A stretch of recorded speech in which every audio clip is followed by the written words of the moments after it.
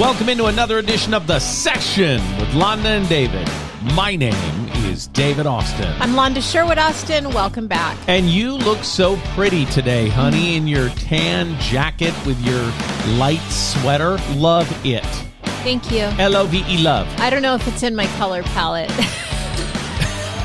I don't even know what that means. Oh. You're wearing it, so yes, honey, it's in your color palette. It's a whole thing. One of the girls got her colors done and now insists everyone needs to get their colors done. She made her husband get his colors done. It's a whole thing. One of the other kids said... Excuse me, sir, I'm here to get my colors did. One of the other kids said, that's for rich people. And then there was a whole debacle around, you shouldn't make assumptions about people's money. So did that cause some strife then in that conversation? Yeah. Yeah, I don't know anything about it. That's funny, though. That's because you have one daughter, not multiple. Well, that you raised. Oh, that's correct. Raised. That's exactly right. I definitely have those daughters in my family life too, though. Sisters, nobody can brawl like sisters. That reminds me of the character on Saturday Night Live with the tiny baby hands, Dunice, and the big forehead. Oh, yeah. And I'm Dunice. Yes. You know that? Yes. That's funny stuff. Yeah, Kristen Wiig. Kristen Wiig. And you know what? You do a really good Kristen Wiig impression. And I'm not going to make you do it here because I'm not making you perform. Yeah. Don't make me dance. Don't make me sing. I love it when you do every character she does. You're spot on with them all. Thank you very much. I love her so much. When I was in my post-divorce weight loss journey, let's call it. Okay. Leaning into the only thing I can control is the food and exercise, you know. Yeah. That's what most people call an eating disorder. And they're right. Anyway, but got really, really, really, really thin.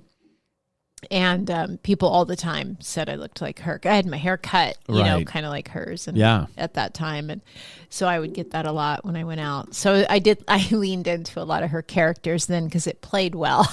Right.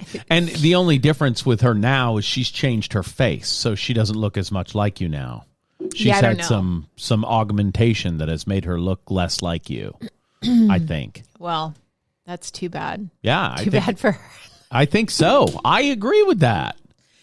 We're off the rails. I'm having surgery tomorrow, so I am off the rails today because if I die, I'm going out like this. I'm saying what I think today. You're not going out. Everything's going to be fine. The guy who's doing your procedure is... It's not a procedure. It's a surgery. Well, don't we whitewash we don't surgeries by downplay calling it. them procedures? We don't when we're the one having it done. Okay.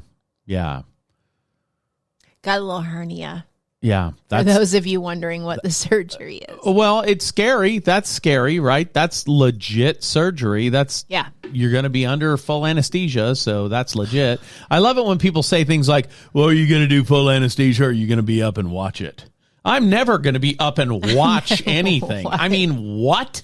People do that. They're like, They're like in a zombie state and they're seeing it on a screen. No, thank you, I say. I don't. Nay. Nope. Knock me out. That's right. I want propofol prior to, and then once I get in there, give me everything you got. I'll start counting backwards from 99. Have we talked on the program about my colonoscopy that I got a few months ago? That just took a sharp left turn. Well, that's a procedure. That's not surgery. But I had propofol, and I got to tell you, I know why Michael Jackson slept so well. It was a good sleep. I mean, I was talking to the anesthesiologist, and he was a fun guy, funny, making jokes, and he's like, okay, we're going to start putting in the propofol, and I said, my face feels kind of tingly, and he says, oh, that's right then, so you're about to go night-night, so this has been pleasant. And I woke up, and it was done. Yeah. I mean, I blinked my eyes, and I was done. It was crazy. Yeah.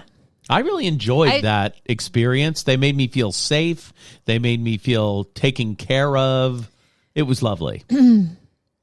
I have a lot of anxiety around this, around the whole thing. Have you had a colonoscopy? No, I'm having surgery tomorrow, Stephen. Well, you're right. But have you had a colonoscopy, though? No. It's the same anesthesiologist is going to do. I don't know if it's going to be the same guy, but they put you under for that, just like a real surgery. I'm excited for you. I think you're going to feel much better as soon as it's over. Much better.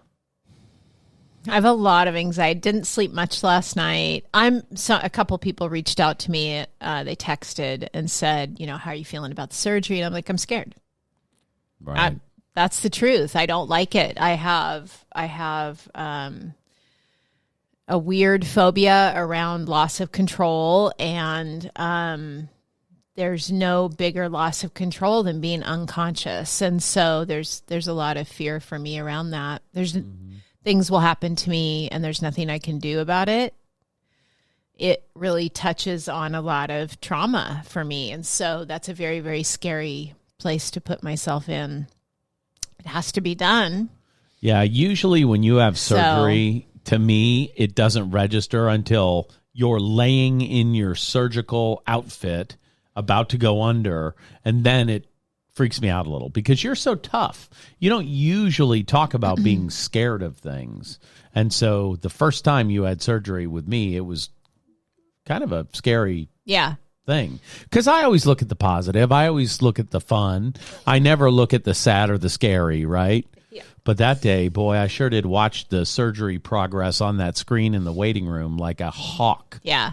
There's a couple things I know. I know I'm going to be very nervous going into it. I know that I'm really, I don't come out of anesthesia super easy. So I know that they always get a little bit worried because I take a little bit extra time for some reason.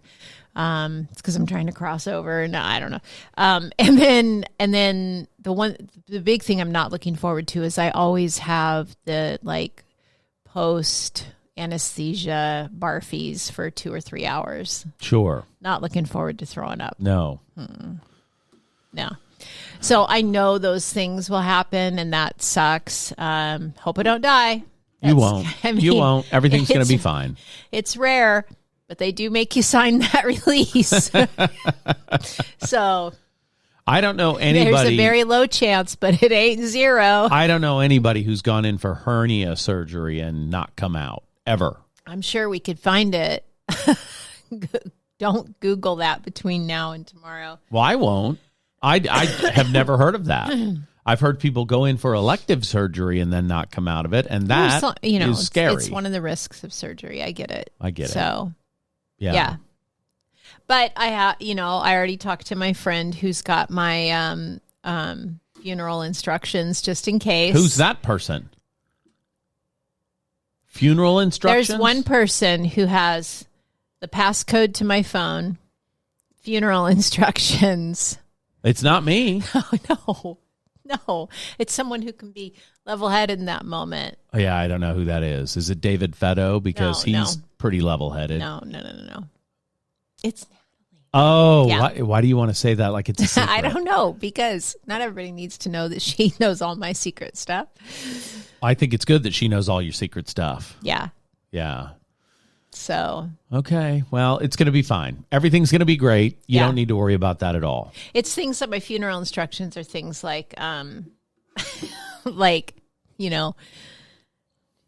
she was not a ray of sunshine. She did not light up a room. You know what I mean? You know, the people, when somebody dies and they give those stupid eulogies and stuff that was like, she's just a ray of sunshine. She lit up every room she walked into. She was everyone's friend. I'm like, if you say those lies, I will haunt you. You will haunt me because I'll talk about you glowingly, and it's not lies. I see you differently than most people get to see you, though. So you know what I mean? Yeah. I don't know why we're talking about this. Well, you're facing your mortality in 24 hours. So it makes sense that you're talking about it. Yeah. So I should call everyone on my, I should do some prospecting today for business because I got nothing to lose. That's true. Today's your day. You do. You actually, speaking of that, you actually do, when you feel like you have nothing to lose in a situation, you maybe are the most authentic version of yourself. Right? Like when I walk into an appointment with a client that I'm like, this client is, and it does happen. So most clients I'm in love with and I adore them and we have such a marvelous time and I couldn't imagine my life without them. But every so often there's a client that I think, I don't really want to work with you, so I got nothing to lose here. And I go for broke in those appointments and always get hired. I've never had a client that I've thought, I don't want to work with you. Really? Yeah. I worked for a lady once who ran a mortgage company, and every month she had, quote, the worst customer I've ever had. I'm still looking for that jerk. I don't know where he is. I haven't found him. The worst customer I've ever had, I haven't found. I wouldn't characterize it as the worst customer I've ever had, but there's definitely people. I was just talking with Ada, our daughter today, who's licensed, about a situation that we have, and she was like, "How do you even?" And it's a tenuous situation. It's difficult and challenging. Sure. And because of many different reasons. And she said, how do you even do that? You know? And I said, well, I chose to do it. I said, just always remember you get to choose your clients. You don't have to say yes to everybody. Right. It's best if you don't, you know? You get to pick and choose who you work with. And so just always remember that. So these people came to me and I could have said, hey, I don't think I can help you, and let them move on down the road. I could have, because I knew it was going to be difficult and I knew it was going to be challenging and I knew it was going to, I don't know, pull every single skill I have out of me, right? And I could have just said no, but I kind of like the challenge sometimes of that. Like, can I make this work? Can I, strategically, I'm trying to be very vague on purpose, but, can I get this to work and all the parties to work together and bring it together and move forward? And the answer is yes. It's kind of a fun game sometimes. Okay. But if people are like rude to me or like they're just mean from the jump, this is the one. If I have to convince you to work with me. Well, yeah, either it's a love match or it's not. That's exactly right. Either it's a connection or it's not. Right. Yep. And I don't convince people to work with me. So like if we sit down and we chat and, it's even part of my intake is like at the end of this, we'll decide if we want to work together or not. Right.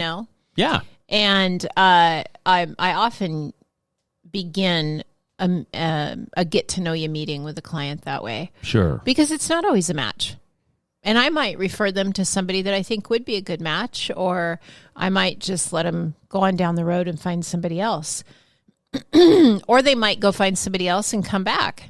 That's happened too. Right. I think we've had a lot less of that since we've been a team doing this together. We've got 3 clients right now that were people that went away and now came back. Right, but I don't think people go away now. I think the things that we do together, people are pretty excited about because they know you mean business and they know I mean fun, and people like that. Yeah.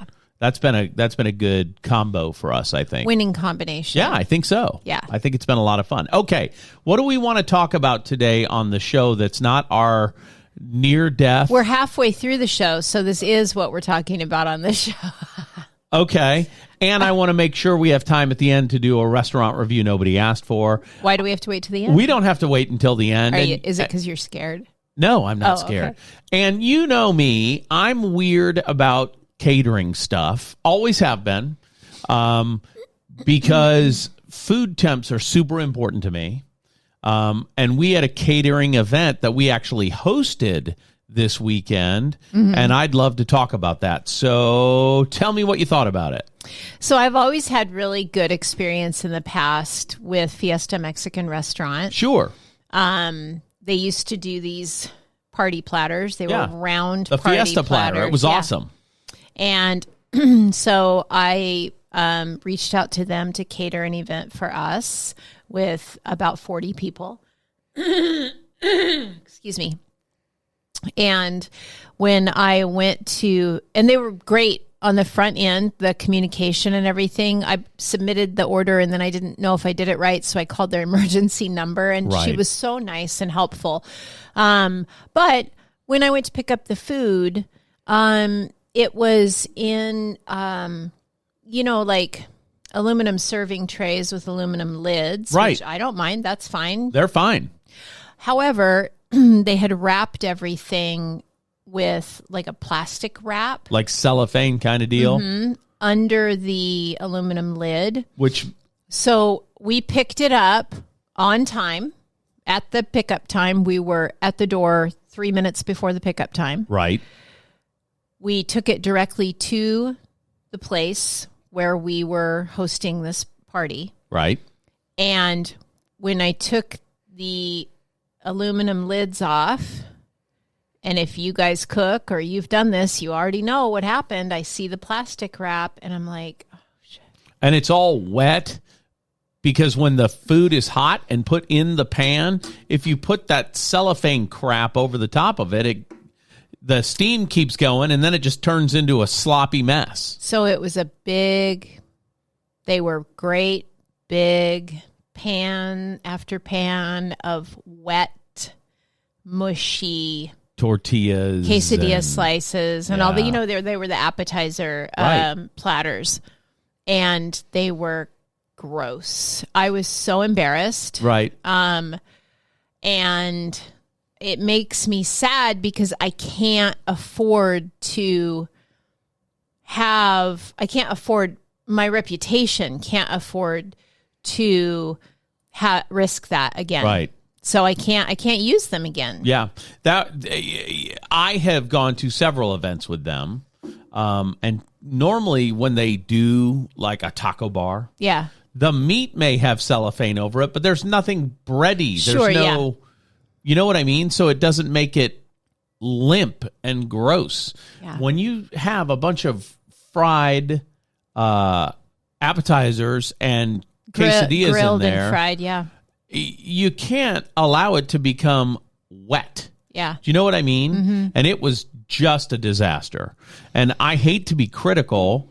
I don't like being critical. I don't like being critical, but I review. do. I will be honest. But that was $260 that we set on fire. That's how I look at that. Yeah. It made me very sad. To host an event that was important. That should have been a spectacular home run. And instead, I felt uncomfortable with the food product we provided. Yeah. And that's not good. No. That's not good. No. And I don't mean to be critical, but then here's the best part. We go there, we drive, we pick up the stuff, and then they ask us if we want to tip. No, ma'am. I'd like to charge you a trip fee. Would you like to pay me to drive your food across town? Because essentially, I didn't get paid for that. You know what I mean? Yeah. So that's my review. Sorry. Yeah. I used to love that place. Yeah. When it was a full service restaurant, it was great.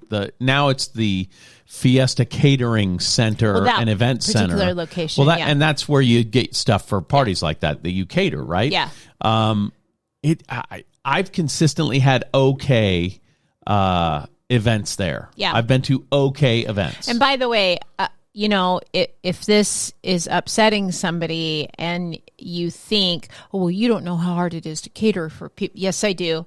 I've personally catered events for up to 90 people many times over my adult life.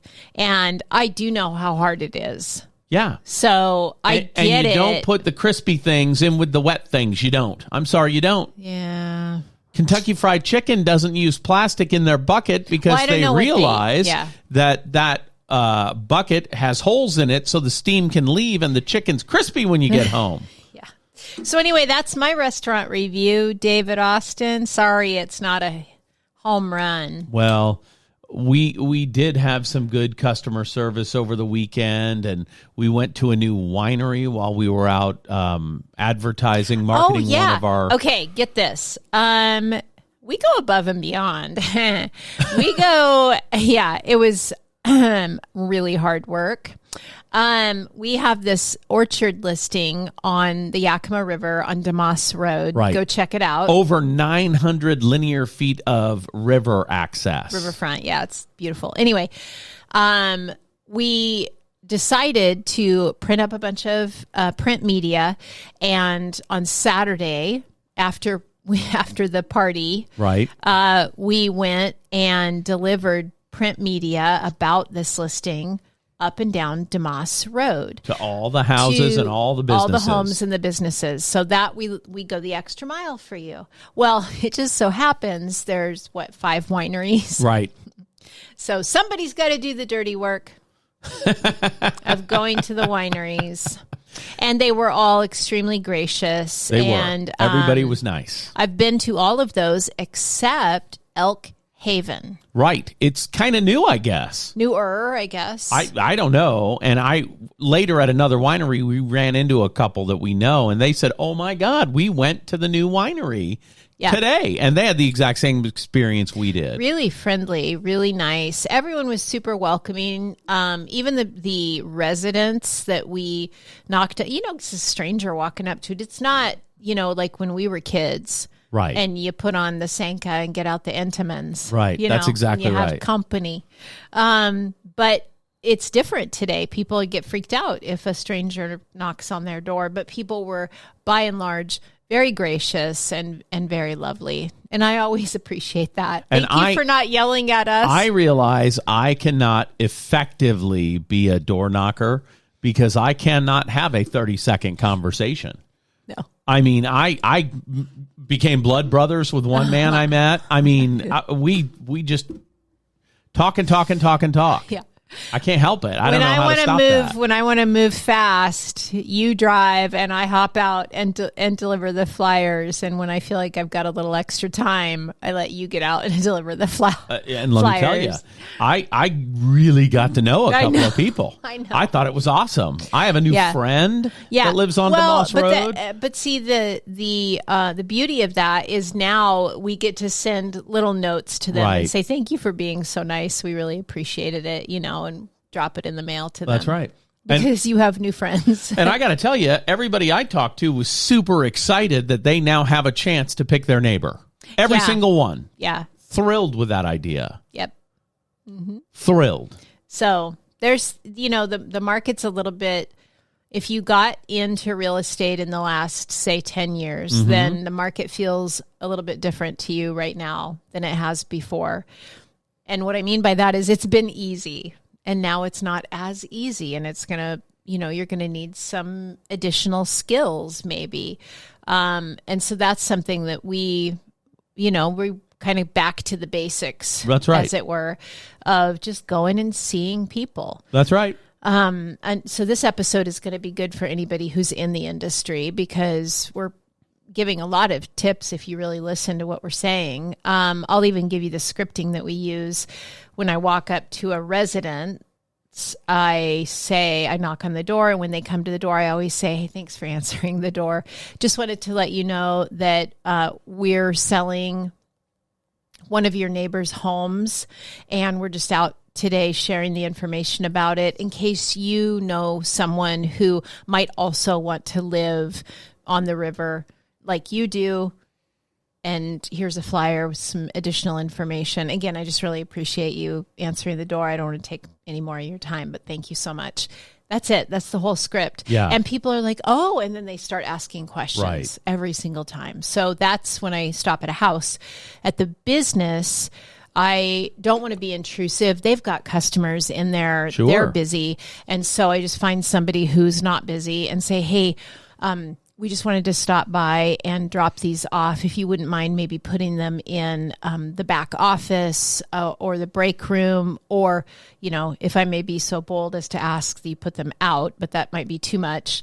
It's just we're selling a home that's right here on Damas Road, one of your neighbors, and wanted to just let you know that it's available, and maybe you or someone who works here or visits here might know somebody who's looking to have a home on the river and I give them a few details about it. Right. That's great. And people are very receptive. I think when you are, I don't know why that scripting works, but it's worked for me for many years over many different businesses for talking to a complete stranger. Right. And I don't need to script what I do when I meet strangers because I love meeting strangers. It's my favorite thing to do, which is why I can't have a short conversation. Well, I start with, hey, we're listing a house right across the street from you guys, and we wanted to give you the opportunity to pick your neighbor. And when I say that, people go, we can pick our neighbor. This is beautiful. Oh, that was, they don't all say that, but one did. Gentleman had an accent. Yes, and it was lovely. And he and I are going to drinks later. No, because but we made fast friends. And somebody nice might say, someone might say that's a big waste of time, but it isn't. I have sold a house doing that. Sure. So if you can do it once, you can do it again. Damn it. That's what I say. And also, we did make some genuine connections. There's one person that I talked with who has several properties she needs to sell. And she said to me, I'm so glad that I met you today because I have multiple properties to sell. And then we continued a conversation about that. So, we did make some genuine connections that are either just a nice friendly connection or maybe could someday turn into business. And so I suggest it's great prospecting. If you will. Absolutely. And here's why.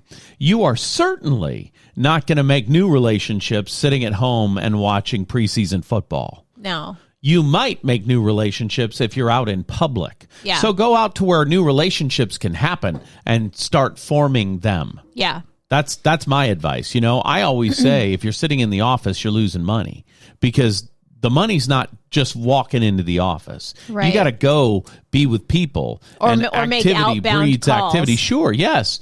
But if you're sitting there waiting for the phone to ring, guess what? It's not gonna. Yeah. It won't. Yeah. Ooh. One of my favorite shows that I've ever seen was called Car Lot Rescue. And it was on like A&E or something like that, but it was on the Spike Network, I think, and it was on right after Bar Rescue. Bar Rescue came out first, and then Car Lot Rescue came out. I think there was only one season of Car Lot Rescue. Okay. But here's why I loved it. They talked about how to prospect. Every single car dealership that doesn't have customers doesn't prospect correctly. And let me say that again. Every single car lot that doesn't have customers just doesn't prospect correctly. Because if you're sitting in a chair at a car lot waiting for an up to walk on the lot, if it's bad weather, no ups are coming on the lot. So what do you do when nobody's walking on your lot? Well, this show talks about how you call past customers, how you reach out to people who are already using your services because they're the most likely to listen to you when you call. Yeah. And if you're not making outbound phone calls for your business or going to see people for your business or trying to meet new people for your business, you're not going to get business.